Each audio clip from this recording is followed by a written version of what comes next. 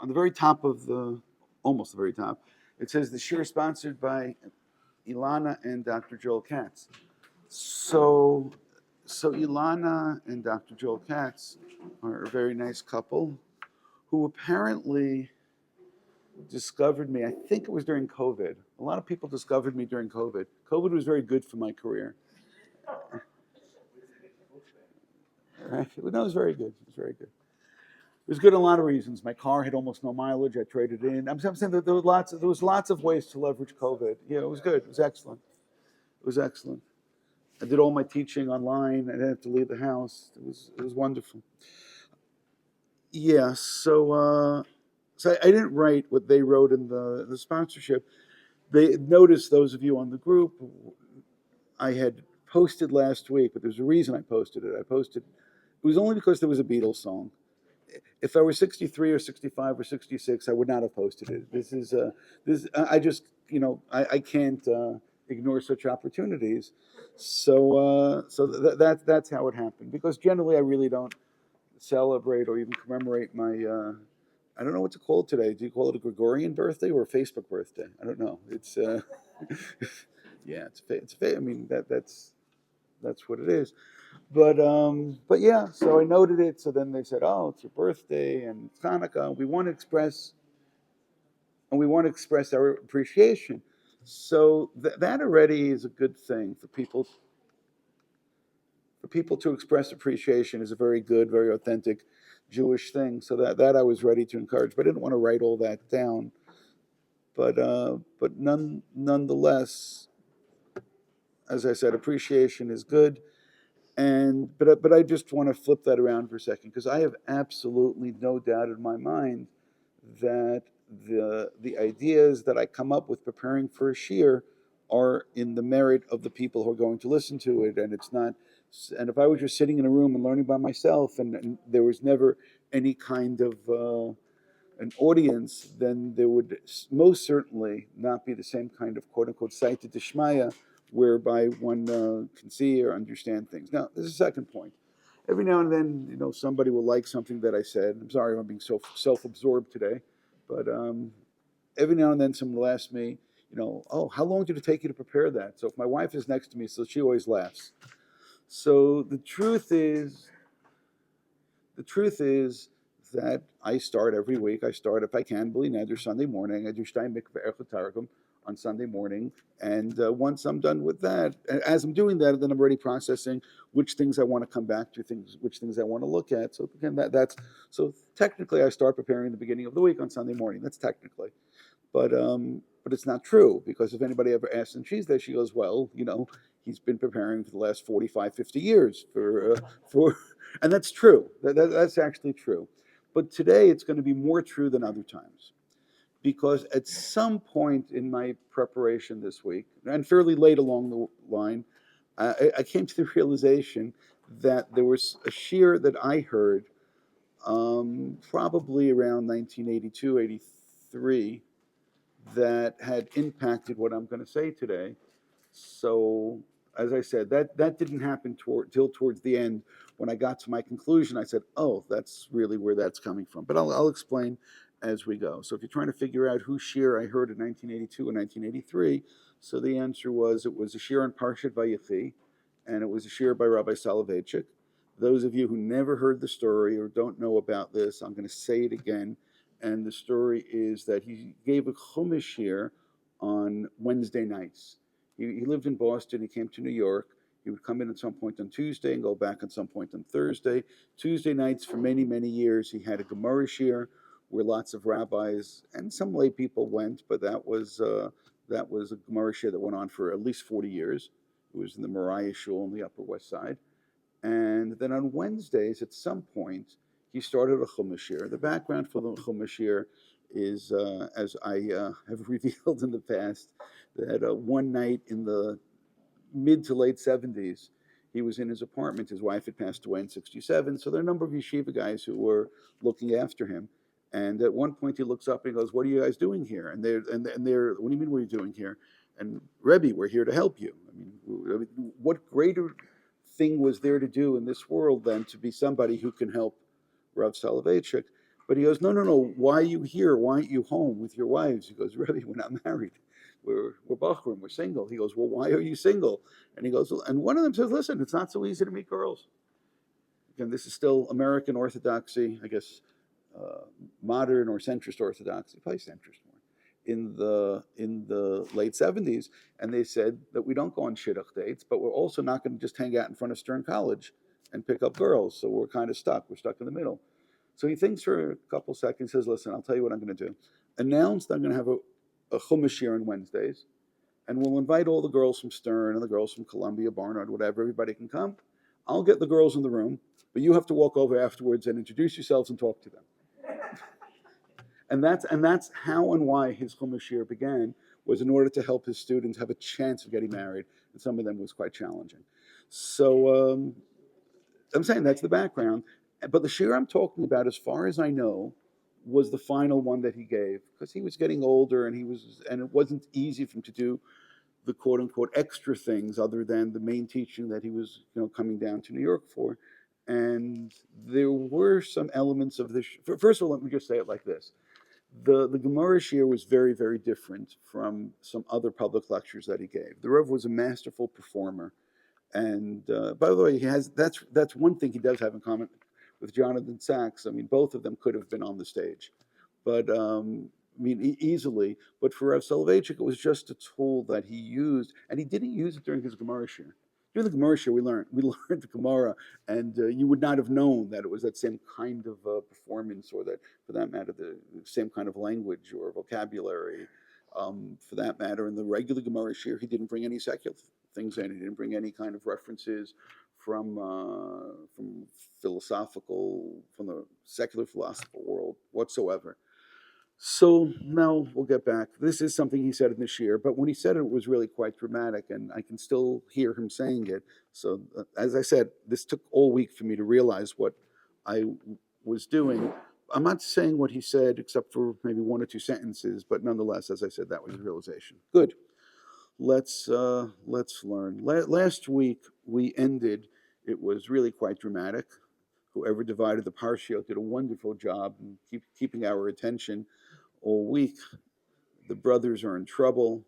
This mysterious Egyptian, who apparently has had it out for them for a while, has now has not just the upper hand, because he always has had the upper hand, but now he can do with them as they want. And again, I'm repeating things that we've said in the past, maybe even as recently as last week. What exactly is Yosef's plan? It's not that easy for somebody who reads this through once, or it's not that easy even for the protagonist in the story to figure out what is it that Yosef wants. If Yosef wanted pure revenge, there were far more efficient, devastating things that he could have done. So let's get out of the way. In order to strengthen that, as I've always pointed out, is that he was a protege of the Sarah Tabachim, of the chief executioner in Egypt. He was in the prison for many years. We'll just put it like that. He knows people. He knows people, he knows methods, he knows how to, if it's revenge that he wants, he could exact revenge beyond our imagination, what he could do to them if that's what he chose. And he doesn't. That's not what he does. That's not the path that he takes. So let's push that out of the way. On the other hand, there are those, and maybe the chief speaker, Rosh Hamidabrim, is the Ramban, who says something which is quite difficult, at least at face value. And the Ramban says that the motivation of Yosef is the dreams must come true. The dreams must come true. Now, I can argue the dreams do come true, and I can argue the dreams don't come true. And I'm going to go in the second way today. But for as far as the Ramban is concerned, the first dream comes true. And very simply, they come looking for food, so therefore their sheaves are bowing down to his sheaves. And that's a really fair interpretation. What the Ramban then seems to continue with is that once the first dream comes true, now he has to facilitate for the second dream to come true. Now, the problem with this is, to use some modern words which are not nice, is that it makes Yosef seem incredibly narcissistic, which means his dreams coming true are more important than any than the well-being of anybody around him. Specifically, his father has no food, and his father is now going to be worried to death. And as much as our generation of teenagers or young people like to use the word triggering, right? You have to warn them that it's going to trigger something. I try to explain to my students that in Israel, triggering means something very different, right? Right? Okay. So Yaakov, who's lost one son and now is going to lose a second son, or close to losing a second son, or maybe potential losing a third son, or maybe lose all of his sons, and Yosef is in the background doing this. We all have to appreciate there's something really difficult. So essentially, what we just now did is the Ramban and the Akedat Yitzchak's response to the Ramban, and there are others as well. And what one has to say, according to the Ramban, and even this is not necessarily enough, is that for Yosef, it's not a question of a dream. For Yosef, it's a question of prophecy.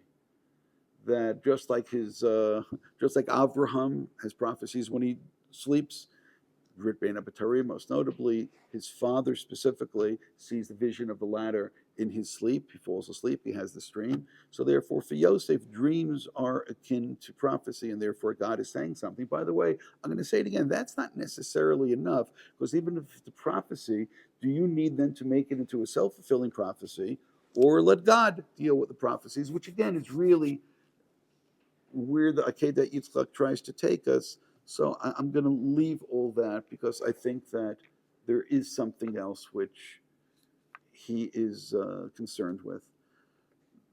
Famously, I didn't count, but it's dozens of Rishonim are troubled, and Achronim, by the way, but it's dozens of Rishonim, all ask the same question. Who was the first one? I don't know. I think it emanates from the school of Tosfot. And they ask this question, why is it that over the years Yosef has never taken action to reach out towards his father? And all kinds of answers then are offered to try to explain that. In modern times, Rav Yoel ben Nun very famously wrote an essay and has spoken about it, about how one could reverse the question and say, why has Yaakov never reached out to Yosef, which has an obvious answer, because he thinks that Yosef is dead. But does Yosef know that Yaakov thinks that he's dead? Or what does Yosef know about the narrative going on in the family? And he believes that that was the subtext taking place over here. Last week or 2 weeks ago, somebody who apparently has been listening for a while wrote to me, and he sent me a source that there was somebody who beat Rabbi Yoel ben Nun to that, also modern times.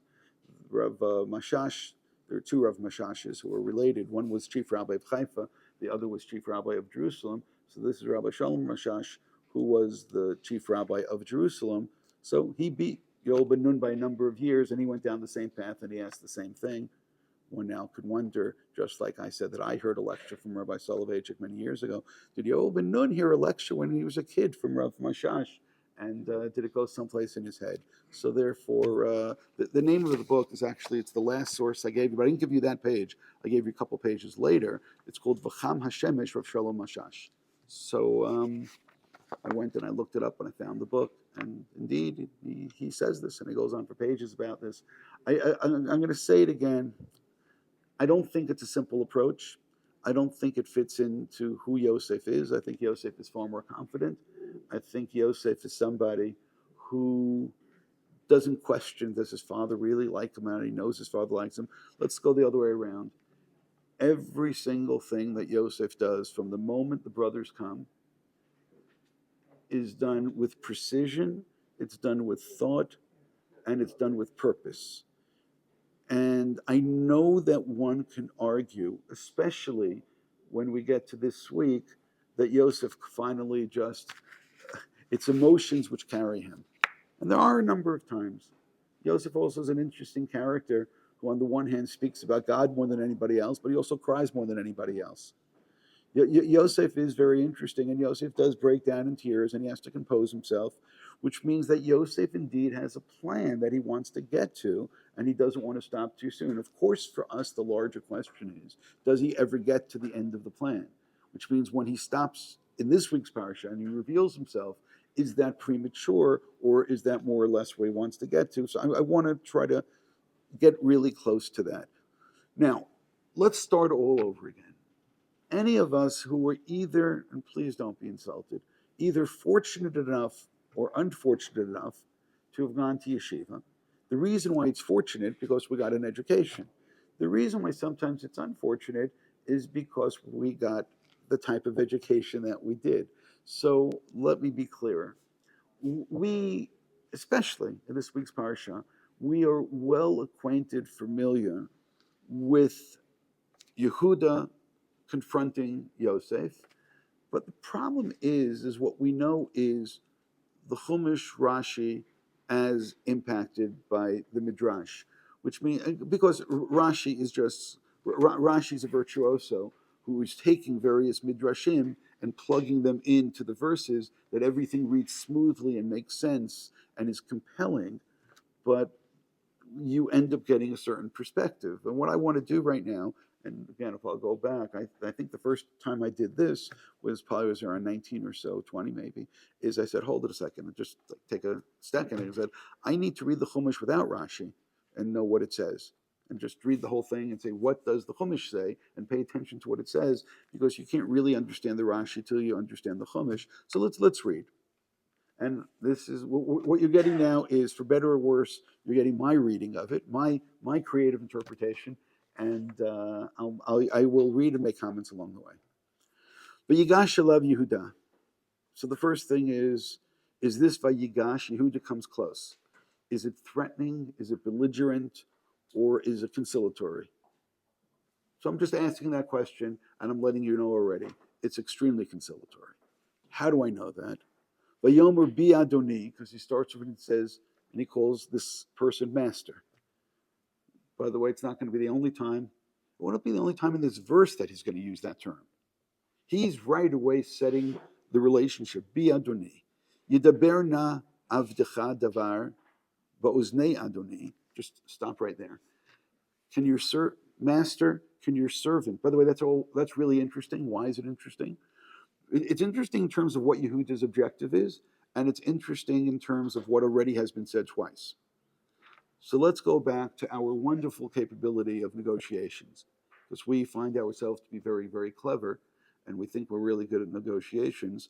I'm sure if we'll speak about our international ability to negotiate with other countries, we may not have done as well as, or terrorist organizations, we may not have done as well as we think we have. I mean, generally, unilateral peace treaties don't generally work. So as soon as the brothers were stopped because the cup was missing, their statement was, whoever has it shall die, and the rest of us will be slaves. I hope you all realize there's an absurdity in that. So what we have suggested in the past, and this is based on the Midrash, that part of what Yosef was trying to do, and it's a setup. And here I just want to go back to the setup from the beginning. Initially, Yosef says to them all the way in the beginning, he says, "You're spies. We're honest people." Yosef says, "You're spies." And as we've suggested, Yosef, the greatest passive aggressive, was trying to get them to admit that they were looking for him.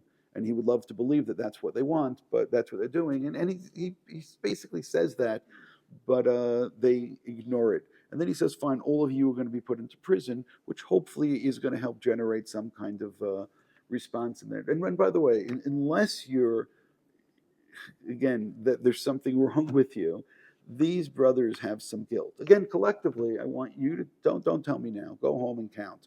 How many of the 10 Commandments have they broken by this point?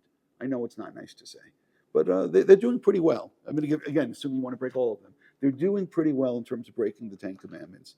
And the ones that you're forgetting about right now, you want to say honoring parents?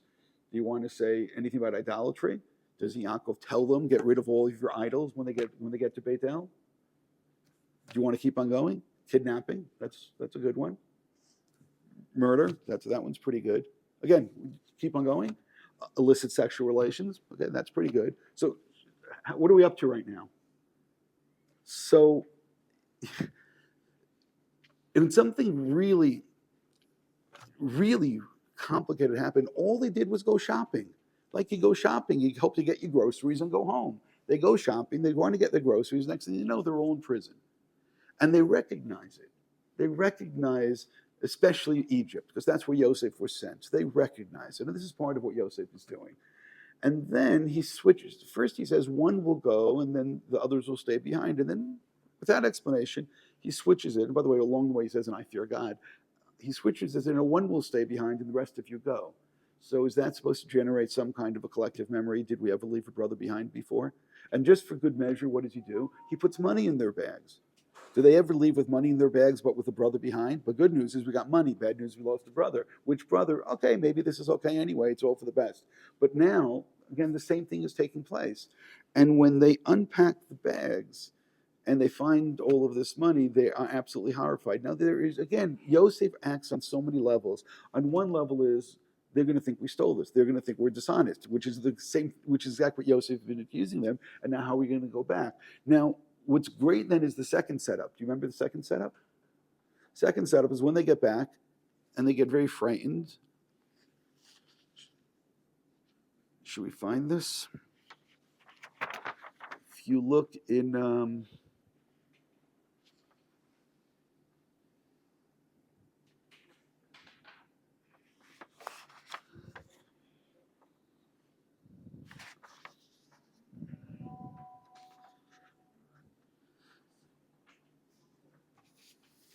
sorry, we're skipping a lot over here.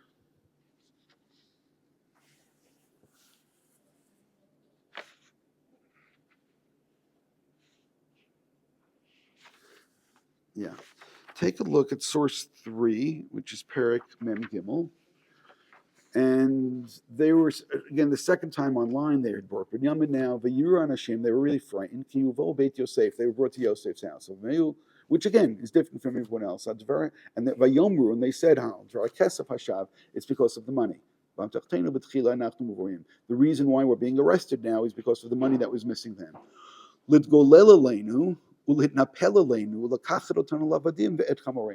So what is their great fear? They're articulated. What is the great fear? That they're going to rob us, going to take everything from us, and they're going to turn us into slaves. Interesting. They're going to turn us into slaves. I'm honing in on that point. Keep it in mind. Their fear is we're going to become slaves. Because later they offer it at least 3 different times to become slaves. So 1 second.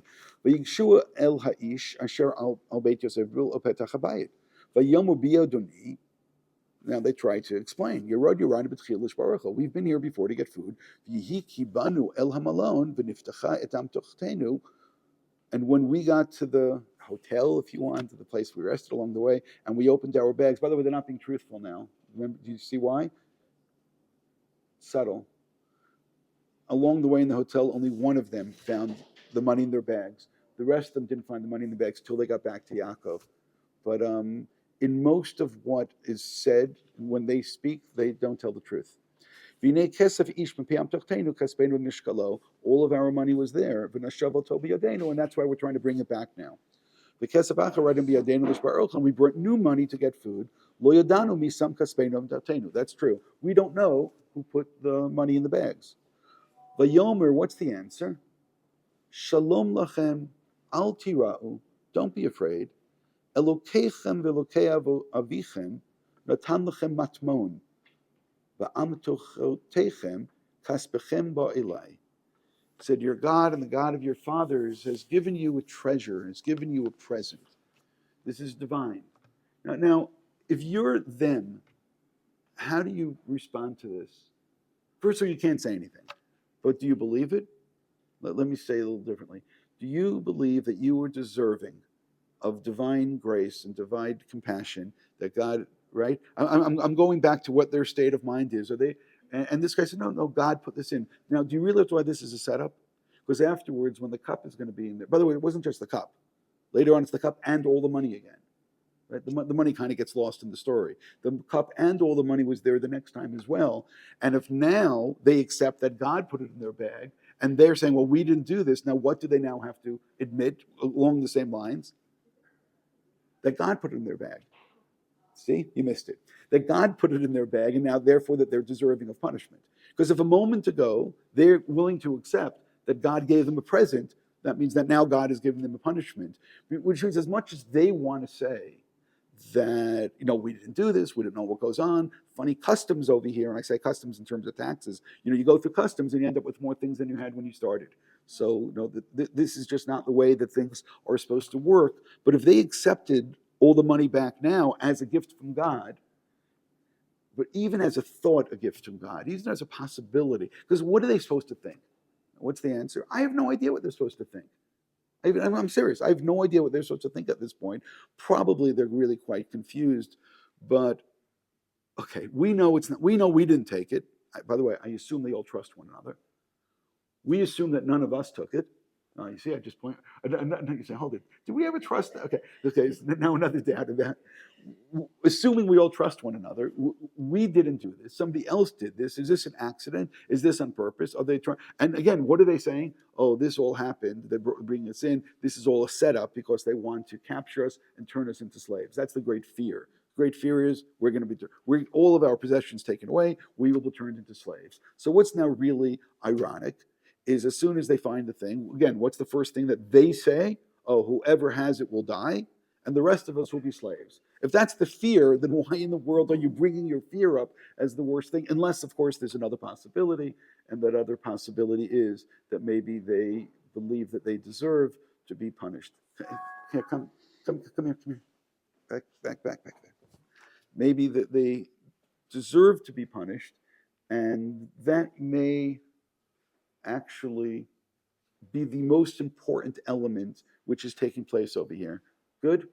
Because you deserve to be punished. Why? Because at some point, the things that you've done is going to catch up on you. So now, let's keep something in mind. Initially, one more time, their fear is that they will be slaves. Their offer is kill the one. And now we've discussed that as well. Why say kill the person? Because that's what Yaakov did the last time that they had the same scene. And again, Yosef knows this precisely, and Yosef is manipulating this. When Lavan tracked them down and said, you stole my trafim, and then Yaakov says, whoever has it shall die. So therefore, they're doing the same thing. But when they're doing the same thing, I don't think it's because they really thought about it. It's kind of this. They're in the same situation, they're under pressure, and therefore they throw out the same response. The addition, though, and the rest will be slaves. Why should the rest be slaves? If one person did this, again, pick any brother that you want. You want to pick Binyamin, pick Binyamin. If Binyamin did this, why should the rest of them be slaves? Okay, forget Binyamin. If Naphtali did this, why should the rest of them be slaves? And I'm just saying, it makes no sense unless, of course, there's something else which is taking place. And then, what's the response that Yosef's agent says to them? No. Actually, he says, as you said, the one who did it will be a slave and the rest will go free. It's total disconnect over there. So now what is the offer? The offer is one slave, rest of you go free. They go through all the bags, they find it to be Binyamin's bag, all the people tear their clothing, and they say, God found our guilt, and they said, and then Yehuda speaks, and Yehuda said, we'll all be slaves. And what's Yosef's response? No. The one who did it will be a slave, and the rest you go free. So I'm going to say it again, the negotiations aren't great. So far, the fear is to be slaves. They've offered twice to be slaves. And now, the third time, Yehuda is about to offer to be a slave for the third time. Do you kind of get the feeling that Yehuda doesn't want to go home? Okay? I want that to stay with you, because there really isn't any other. Okay, in my mind, there really isn't any other possibility over here. Yehuda does not want to go home. So just keep this in mind, because he's the one who, again, against logic, has said this now a number of times. Now pay attention. What does Yehuda want? He wants to be a slave. Why does he want to be a slave? Because he doesn't want to go home. So how do we start Vayigash? In source number 1, Vayigash Elav Yehuda v'Yomer Adoni, my master. Yidaber nar avdacha, your servant. So look what he has now thrown into the narrative as a given. You're the master, I'm the servant, which is exactly the relationship that he wants. And I'll say it again, that if Yehuda was thinking really clearly and not all the other emotions which are taking place, what he should have said, if this is what his agenda was, what he should have said some point by the end of last week's Parsha is, as soon as they find it, Binyamin's back. Could you stop a second? Think. He said, I will take responsibility for Binyamin. If he's really taking responsibility for Binyamin, what should he do? Okay, what shouldn't he do? He should never take his eyes off of him. He shouldn't take his eyes off of him. He shouldn't take his eyes off of his bag. He shouldn't take his eyes off of his donkey. He should be right there all the time. 24/7, he should be right there. Why? Because he took responsibility. How in the world they pulled this off again? The same exact thing. And by the way, not just the same exact thing they pulled off, and they say, well, whoever did it is going to die. What are you, crazy? This has happened before. But if I was Yehuda, soon, and again, I have the advantage of thinking about it for 3,000 years. Right? Yehuda's on the spot. He's putting pressure. I would have said right away, it's mine. Why is it in his bag? Well, come on. Haven't any of you ever smuggled drugs? You put it in some unsuspecting people. He's the mule. You put it into his bag. He doesn't know about it. Come on. They always catch the guy who looks guilty. You know why? Because he looks guilty, right? They're really good at this. If anyone wants to experiment, I want you to try to smuggle things past Meches, right? You know it's in your bag and smuggle it. On the other hand, next time, put it in someone else's bag and then see what happens, right? The person who doesn't look guilty is not going to be the one who's going to, am I helping you? Is not the one who's going to be stopped. So therefore, if I was Yehuda, immediately say it was mine, and I put it there because he didn't know about it, and therefore I thought it was the best way for me to smuggle it out. I take full responsibility. So at that point, what would Yosef say? No, the guilty one. I'm the guilty one. I'm saying I'm the guilty one. But instead, instead Yehuda, who may or may not even know if Binyamin is innocent. You like that? He may not even know if Binyamin is innocent. I hope he believes he's innocent. But then again, part of the game that Yosef is playing is that when you go back to the Lavan example, when Lavan goes out, who was the one who stole it? Rachel stole this. So therefore, Yosef is giving them all an opportunity to say, the mother was a loser, the brother was a loser, he's a loser, let's cut off this whole part of the family, and let's go home, and we can all live in peace. We don't need any of this. So again, what's taking place over here, I hope is really clear, but now realize what Yehuda is doing. Let's go back again. We didn't get to one pasuk yet today. Vayigash elav Yehuda. Vayigash elav Yehuda. Yehuda now comes close. Vayomer bi Adoni, sir. Yidaber na avdecha. Can your servant please speak? Setting up the relationship that he wants to be the ongoing relationship. Ba'oznei Adoni, in the ears of my master. Now, how is he speaking? I know the Midrashim as well. Midrashim as well is that Yehuda's going to take the house down. Yehuda's belligerent. Yehuda has all this power. Yehuda's going to kill everybody. How is he actually speaking when he says, can I speak to you privately? Can we have a word? It is the tone of voice. I don't know how many times I say this. I say this every week to my students. The first level of interpretation is not Rashi, is not Onkelos, is not the Ramban. The first level of interpretation is going over in your head how to read the verse, how it sounds. Make believe that you're an actor in a scene, read it, and what tone of voice am I using over here? The tone of voice that Yehuda is using here is absolutely 100% completely conciliatory. He absolutely wants to be friendly. He's taking down any pressure which exists. He is making a plea. There's a great deal of emotion. Some previous year, I went through word by word and showed how much untruth is in all the things that he says here. Now is not the time to go through all the untruth, but perhaps the emotion is true, even if the words are untrue. He continues, so he has said master twice. Now he uses the word servant a second time in the verse as well. Don't be upset with your servant. Ki kamocha keparo, which doesn't mean I will kill you like I'm going to kill Paro. What it means is that I respect you the same way I respect the king of the Egyptian empire.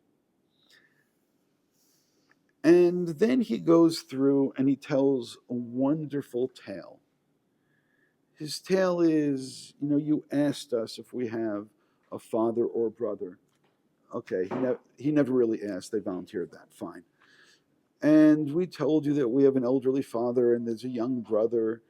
Again, V'yeled Zekunim Katan is interesting considering that Binyamin at this point has 10 children. You just have to look later on in this week's parsha. And he's the only one left and his mother loves him. And his father loves him. Now that's important. Posuk bet. Lo yuchal hanar lazov et aviv azavat aviv hameid. If he leaves his father's going to die. But Toma Lavdecha, right? But nonetheless, you said that if you don't bring him, we can't see your face. By the way, he never said that either. And again, I can go through this whole thing, but what they're saying is, and notice at some point, Binyamin is never mentioned by name. in this whole thing. He's referred to in various ways, but he's never mentioned. But on Pasuk of Zion, he quotes their father, Yaakov, Vayom avdecha avi elenu, atem yadatem kishnayim yodali ishti. You know that my wife had two children. Vayetzi echad me'iti, and one left. Va'omar ach toraf lo ritavena, and one was ripped apart. That's what I understand, and I haven't seen him again. Ulakachtem gam et ze me'im panai v'koro ason, and if you take this one as well, v'radatem et sevati b'ro shola. And Yaakov did say that, I will go to my death. I will go to my death with white hair. I will go down and die. Vata kiboi avdecha avi. If I go back to your servant, my father, v'hanar inenu itanu, and Binyamin is not with us. V'nafsho kshor b'nafsho, and his soul is wrapped up with him. But by the way, you all know that there's another brother that his soul was wrapped up with. There was another brother that he really did love. V'yol kiroto ki ein hanar. V'meit v'ridu avdechat sevat avdi avinu biyagon sha'ola. So what Yehuda finally gets to is, it's great. Again, I believe the emotion is real. The words are confused because Yehuda hasn't been truthful. And sometimes when you're not truthful, it's hard to keep track what you've been saying to each person. But I believe the emotion is real. And what he and he goes on, he says, I guaranteed to my father that I would bring him back. And if you don't allow me to bring him back, you will be killing my father because you're taking away the son from him that he loves. Pasuk lamed bet, ki avdecha arav et anar mi'im avi, lemor, im lo avienu elach v'chati lavi kol yamim. Let me be your servant, which is what he's been going at the whole time, instead of him, and let him go back. So everything that Yehuda is saying till this point is, again, towards one point. He wants to be the slave. He wants to stay over here. And it's a great speech, again, full of emotion, full of pathos, full of tragedy. My father's had a hard life. My father, again, he lost his wife, he lost his son, and now he's going to lose another son. And he's going to, and you are torturing him. So this would really be a good speech if you gave it to anyone else. But giving it to Yosef and telling Yosef, who is the victim, that you are actually the perpetrator, because my father's already lost another son. Should I say that again? My father's already lost one son, and now you're going to cause him to lose another one. And Yosef listening to this, I'm the one who's responsible for all of this, which you understand why he responds. But then Yehuda says something else. His final thing that he says, and I believe that this is completely honest, and this is what I find the most troubling. And this is the last verse, Pasuk Lamed Daled. Ki eich e'ela el avi. How can I go back to my father? See, it's interesting. Eich e'ela el avi, vanar inenu iti, and he's not with me. Pen ir'e bira asher yimtza et avi. How can I possibly go and see my father suffer like this? Do you realize what he just now did? It's no longer about, it certainly was never about Yosef. It's not about Binyamin. And it's not about Yaakov. It's going to really be hard for me to see my father suffer like that. It just now became about Yehuda. Did you hear that?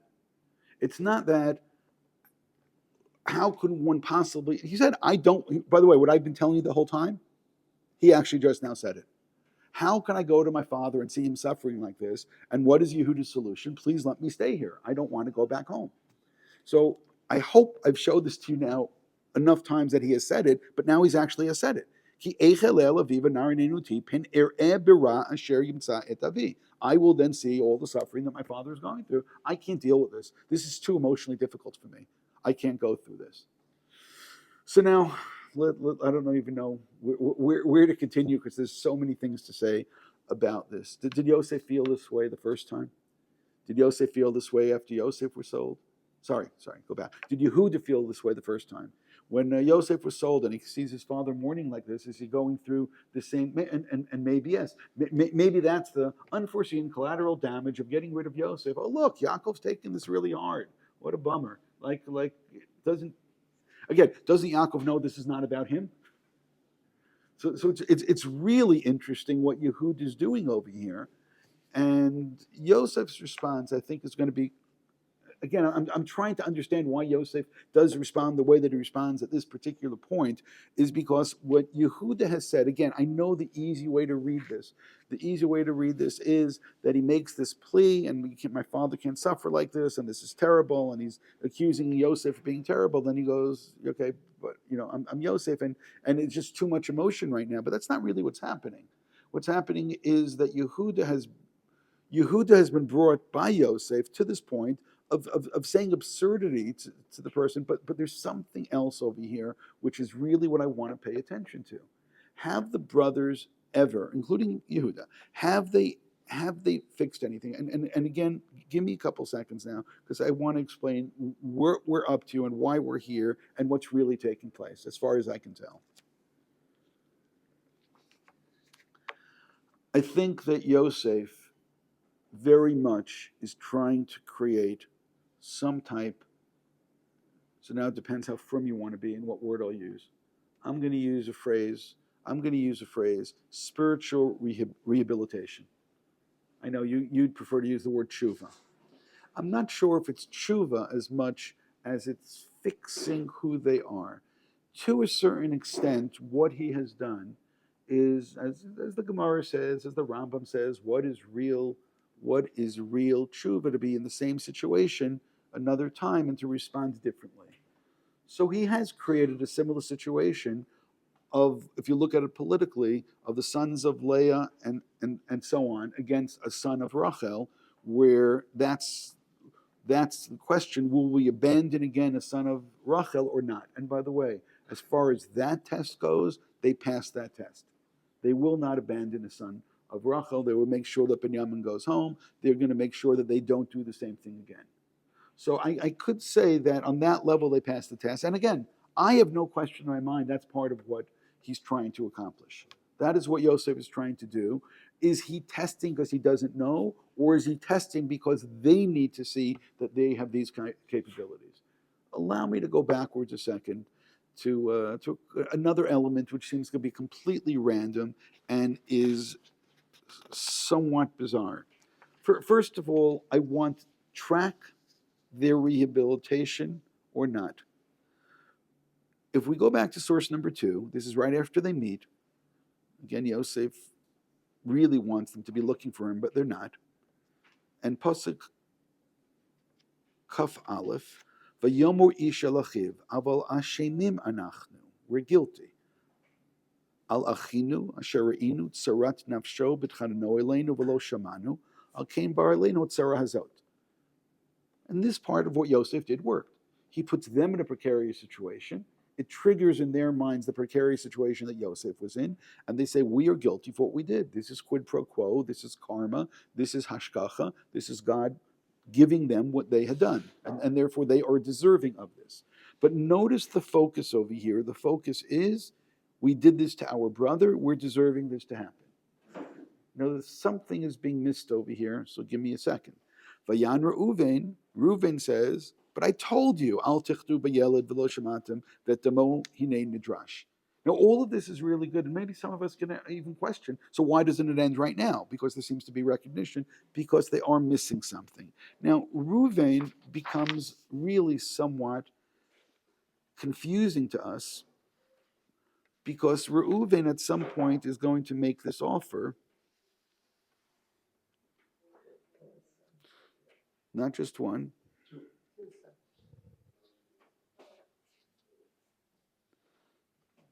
Where is it? I think it's in source 5. They come back and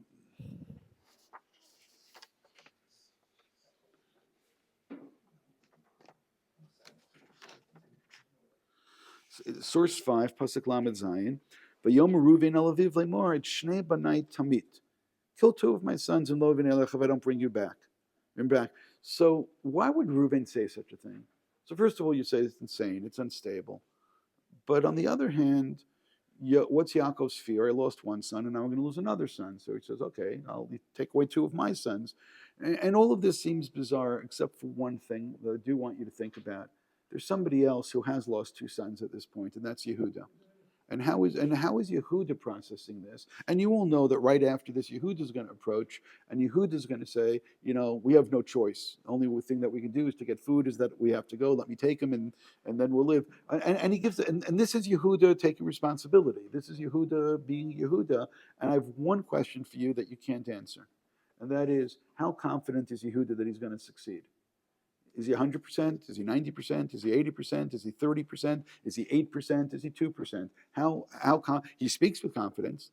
Now, as he's doing this, and as Binyamin gets arrested, again, at what point does he begin to process, no, this is not going to work? At what point does he have this terrible thought? I'm making all this up, so you're free to argue with me. At what point does he say that my father lost a son and I lost a son, but I already lost a second son?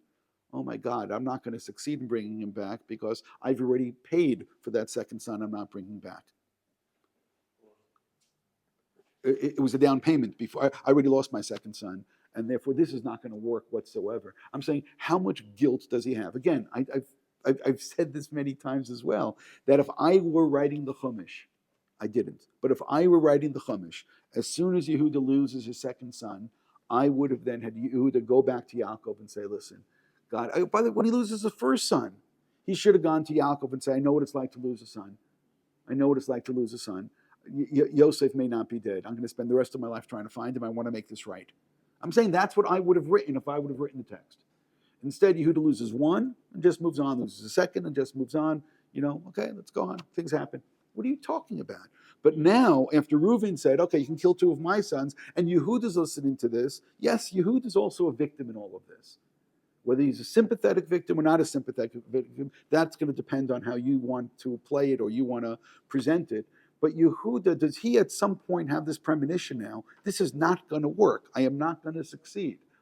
Right? The two sons I've lost is punishment for taking away two sons from Yaakov, and therefore I'm the one responsible for Yosef, and I'm the one responsible for Binyamin, and that's why he has to make everything right. Which means, again, just realize where some of this is coming from, and I'll say it again, it is an absolutely horrific thought.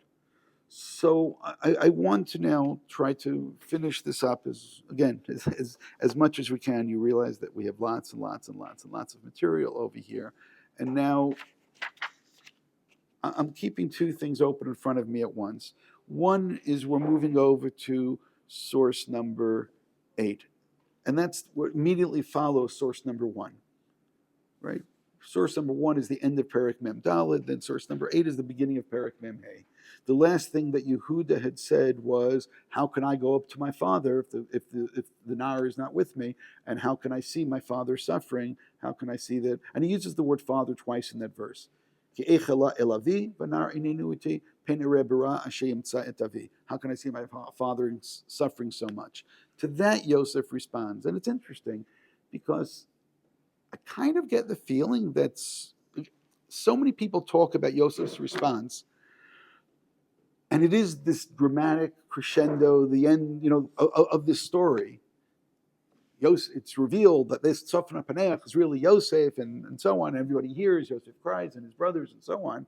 But Yosef is specifically responding to what Yehuda just now said. And it's that verse that Yehuda says is what causes Yosef to respond, which means it's, I think, almost impossible to read Yosef's response without reading it as a response to what Yehuda just now said, and not just as a general thing. The general thing we understand. General thing is he's blaming Yosef for Mechirat Yosef, which is wonderful. He's blaming Yosef for being missing and causing his father all kinds of pain. But that's not where he ended up. What he ended up with was, I can't go back because my father is going to be suffering, and I can't deal with this. I don't have enough emotional bandwidth to see this man suffer again.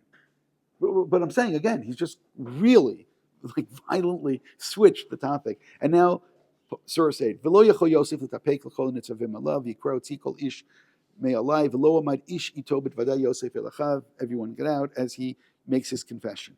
V'yitenu kolo b'vchi, Yosef cries, Yeshua Mitzrayim v'shma beit Paro. and everyone hears that there is something taking place here.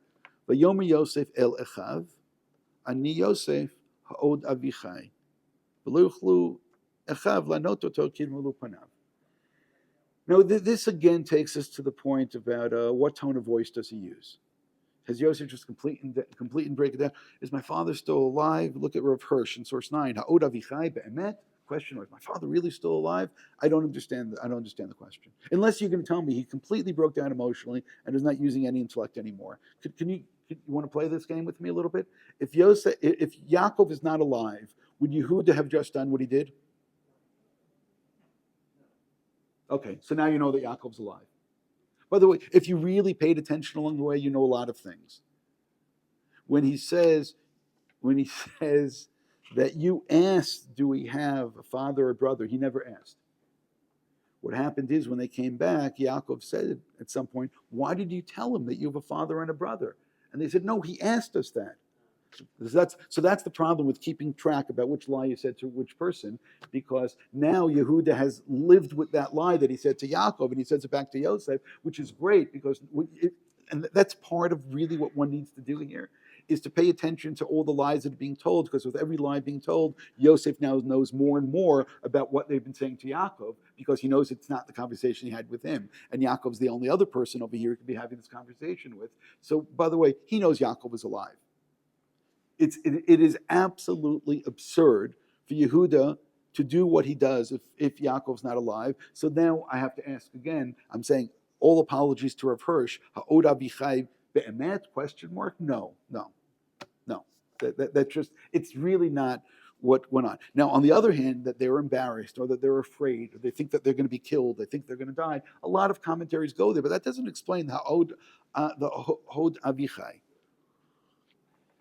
There is an approach which is said by at least half a dozen different commentaries, by the way, including Rav Mashash, and that I did bring over here.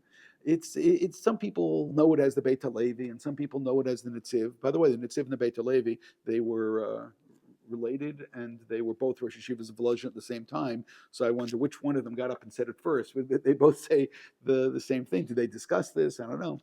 By the way, sometimes you have discussions with somebody, and then something comes out. You don't know what you said, what they said. I had one chapter in my book that I know came out of a conversation with my brother, and he has a chapter about this. I have a chapter about this. I don't know how much was mine. I don't know how much was his. So what can you do? We both published it. So, and I said, I think I wrote some footnote. I had a conversation with my brother, and Zemashi Yatsa. But they all quote, it's a Gemara, it's a Midrash, that says that this is a microcosm of what every single person will experience in B'Yom Hadin when they stand in front of God. That when we stand in front of God, suddenly all of your arguments and all of your excuses and all of your explanations completely fall apart, because all of them have just now been proven to be so blatantly void of any kind of reason or logic or explanation. What happens is, his whole argument was, look what you're doing to your fathers. My father's still alive. And the sharpness, and again, this is the way that almost all of them understand it, is that I'm Yosef. Didn't you just now say if you take away from your father a son that he loves, your father will die? I'm Yosef. Is Yaakov still alive? Now, what do you say anymore? He's been blaming this Sofnat Paneach for all the terrible things going on, and really the finger should be pointed at himself. And at that point, there's nothing left to be said. So I just want to finish this up and explain this a little bit more. Just along the way, there is a Mishnah, and I gave you all the sources here, by the way. I gave you the Beit HaLevi. I cut it down to size in source 18. You can read it. Source 19, there's a Mishnah about it. It's a Mishnah that could have a very heavy connotation to it. It's the Mishnah that they say by a funeral. After the Hesped, Makavi ben Mahalal Omer, Astakel b'shlosh dvarim v'yata baludei avira damei ein bata lanata holech lefnei miyata otilatena tedin v'cheshbon. And I want to stay on that last part, in front of whom you were going to give a judgment and accounting. So I just looked for someone to say this, because I knew, and this is like random, it could have been anyone, and it's probably more, but I found a source number 20, Pirkei Moshe, from Salonika in the 16th century, that it's in front of whom you are going to give a judgment and accounting. That means God doesn't have to judge. When you're standing in front of God, which is a place of absolute truth, God doesn't have to judge. You see things and you understand things, and now you judge your own life based on what you've done. But I just wanted to add to this. Tana Debe Eliyahu in source 21. I'll tell you what it says, and then again, you have it in front. It starts, Pamachada Yiti Over Makom Lakom. So who's speaking? In Tana Debe Eliyahu, who's speaking? Eliyahu Anavi. So what does he say? I was once going from place to place, and I see this guy who's completely frivolous, and he's a joker, and he doesn't take anything seriously. And I went over to him, I said, my son, you don't take life seriously. You don't sit down, you don't study Torah, you're not involved in anything of any gravitas. He goes, what are you going to say to God in the day of judgment? And the guy says, I have an answer prepared. You didn't give me the capabilities. So it continues, and he says, what do you do for a living? So the guy says, I'm a hunter. It really means a fisherman. He goes, when you fish, how do you fish? So he says, I make these nets, and I put them there. So he says, and who gave you the intelligence to know how to make? He goes, for that, God gave me intelligence. So then he says, your actions contradict your words. Because look, you have capability. And the guy starts to cry, and he's devastated. And then the next line, Eliyahu feels a little bad that he really put all of this pressure on this guy. And he says, I'm going to tell you a secret. So this is like a secret from Beit Din Shamala. He goes, every single person who ever has stood in front of the Beit Din Shamala has an excuse prepared. You didn't give me capability. And every single person, God shows him his life and says, look. And then the person has no choice but to judge themselves and come to this realization that they have the capability. Yosef, according to the way Chazal understand it, just gave Yehuda and the brothers a God moment of realizing that your life is just full of lies. All of your excuses fall apart. Now, what happens when everything falls apart? You've been living a lie. And, as I said, there's been lies all the way through in terms of the narrative. But it's at which point you start lying to yourself as well. And at which point do you realize, hold it, this is just not true. And now I want to come back to the Yosef and Yehuda relationship, which I think is taking place over here. I want to talk about the dreams. A lot of people argue the first dream came true because all the brothers bowed down to Yosef. So my contention is the first dream never came true, and Yosef knows it never came true. Why do I say that? Because they never bowed down to Yosef. They bowed down to Sofnat Paneach. They bowed down to this king of Egypt, or the ruler of Egypt. They never bowed down to Yosef. And Yosef knows they never bowed down to him. On the other hand, when Yehuda says something, Yehuda gives an order, they all listen. Which means Yosef knows that Yehuda is the king. But in order to be king, in order to be king of Israel, you need to be of a certain moral stature. And the trajectory that Yehuda and the brothers have been going on is not it. And now go back to the main point that may have eluded all of us. Again, who is Yosef? Yosef has never been the person in charge. He's always been the ultimate number two. He has been number two, the right hand of Yaakov, the right hand of Potiphar, the right hand of running the prison, the right hand of Paro. And now Yosef has decided to become the right hand of Yehuda. But in order to do that, Yehuda is going to have to become king. Which means Yosef has given up on his dreams. It's not about his dreams. It's not about his dreams coming true. It's about something which is much bigger, and that's the Jewish people. And that Yehuda is going to be king. Let's make Yehuda into king. In order to make Yehuda into king, Yehuda is going to have to go through rehabilitation. Yehuda is going to have to be a person who could take responsibility for all of the people, and he may be even the ones that you don't like as much. He's going to have to be able to stand up. He's going to have to be able to stand up for Binyamin as well. And Yehuda finally, in a moment of real honesty, says, I just can't go back to my father. I can't take responsibility anymore. I can't see my father like this. And Yosef then gives it to him. And Yosef says, really? Really? What you've done all the way along is the one thing, all the way along, they have never apologized for. They never apologized what they did to their father. Which means, we sinned against Yosef. We heard his screams. What about Yaakov's crying? What about Yaakov's mourning? What about making your father think your son is alive? Even Esav, who hates Yaakov, says, I'm going to wait for my father to be dead, and then I'll take care of Yaakov. The brothers over here never apologized for what they did to him.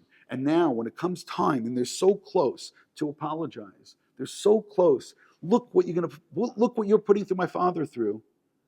And then Yehuda, at the moment when he could have said, my father can't go through this again. Instead of what he says is, I can't go through this again. And that's when Yosef comes in. And that's when Yosef responds. And Yosef responds, I'm Yosef. Is my father still alive? What have you done to him? What have you done to him? How can you possibly carry on by treating your father this way? This is not what our people are. Again, go back to the Ten Commandments. One of the Ten Commandments is Kaved avicha v'timecha. This is not who we are. Don't even start. Don't even start. Oh, it's hard for me to deal with my parent. Hard for me to deal with my father. It's hard for me to be involved. That is not how this story ends. And that's the point that Yosef comes in, because that's what still needs to be fixed. It's not just that you can't deal with it. You can't put your father through that. Don't blame me now. Because if you really would have realized this, you never would have gone down this path in the first place.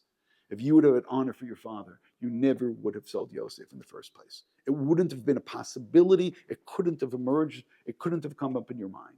It would have been an absolute impossibility. So what I'm saying is that if you follow through Yehuda's speech, it's clear to me. He doesn't want to go home. Every word about it, he does not want to go home. He can't deal with this anymore. And Yosef calls him on that, and Yosef stops him on that, and that's what Yosef is responding to. To be continued.